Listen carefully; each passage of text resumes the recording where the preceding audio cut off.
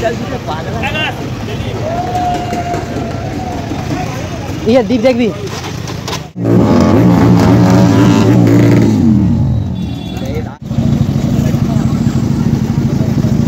এই লাল পাড়িটা কার আছে?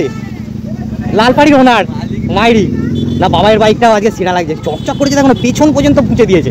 লোকে সামনের দিকটা পরিষ্কার করে, এ তো মানে পেছন পেছন সব ধুয়ে দিয়েছে। তো চলো গাইস, বাইক সেটআপে রেডি হয়ে দেখা করছি। তো গাইস বাইক রাইড স্টার্ট হচ্ছে, সবাই রেডি হয়ে গেছে রাইডাররা। তো চলো। আমি এমনি তো তোকে কেন নিলাম, আমি তো ব্যবসা কেউ পারলে নিতাম, তোকে তো এর আগে নিয়ে গেছি।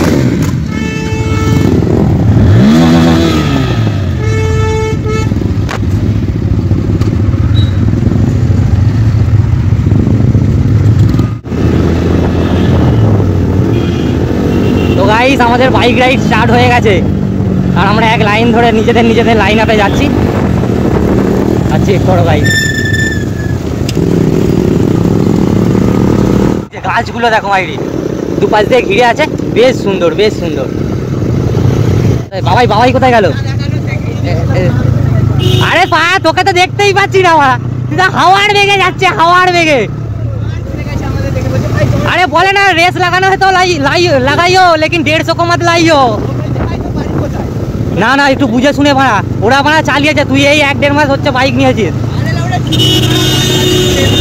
আরে তুই নিজে বুঝতে পারি না, ও মানে এই দিক দিয়ে এইদিকে, কেননা সিধা গেলে একেবারে সোজাই যাবি, জোরে চালা কিন্তু সোজা একেবারে।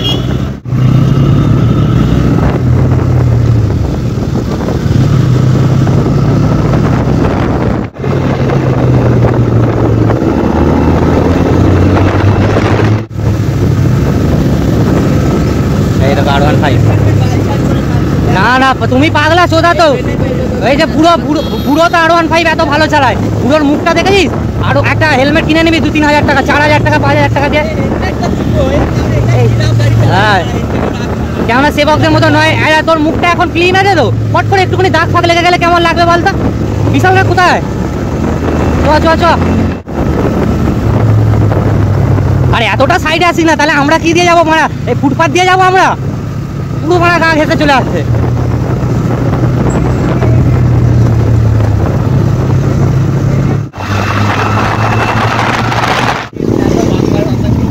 আরে একটু দেখে চালাবি প্রায়।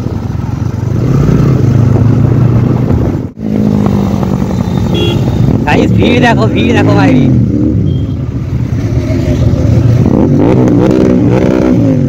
ভিড় দেখো মাইরি ভিড়। বাবাই সাইডে লাগা, আর একটুখানি দাঁড়া, তারপরে এইটাকে কি জায়গা? ও সিঙ্গুর ব্রিজ এটা।